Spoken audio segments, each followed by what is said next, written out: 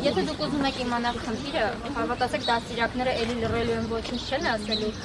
Կարող եք իրենց դիմումները ընդհանրապես խնդրել, ասեք կարող եք արդար տեսնել դիմումը ինչի համար է դրվել։ Ողջույն կներկայացնեք ինչ է տեղի ունեցել։ Ավելի կարճ ներկայացնելու դաստիարակները տեսեք, 1.5 ամսացում 10-ից ավել աշխատող հեռացվել է աշխատանքից, այսինքն այնպես մտածվել, որ իրենց կամքով չի ուզել, բնականաբար ոչ մի լուրջ հաստատություն կամ թեկուզ լուրջ չլինի, ցանկացած հաստատությունը, եթե 10-ից ավել աշխատող 1.5 տարվա ընթացքում հեռանում է, ուրեմն այդտեղ կամ անառողջ մթնոլորտ է կամ ինչ-որ մի բան այսինքն դրանից հետո մեկ հոգի հերթական ևս դաստիարակ պետք է հեռանա աշխատանքից, մնացած գոլեգաները ստիպված իրենք էլ են դիմում, որովհետև գիտեն հերթական հեռացողը իրենք տհաճ է։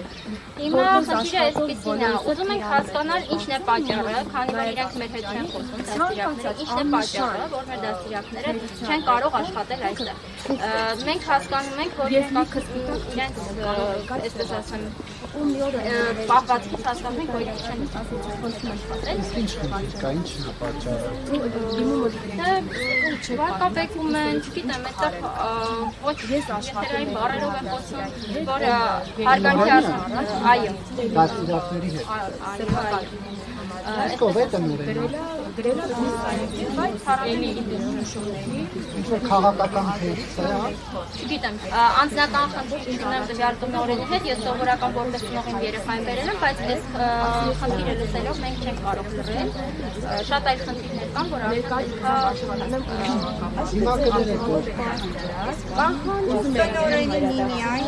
տնօրենի հեռացնելը եւ մենք կարողանանք մեր երեխաների վստահել ապահովել։ Այո։ բոլոր դաստիարակները բան են արել։ Իրենք չեն կարող աշխատել։ Որոշ մասը դեռ մակագրում չեն անում։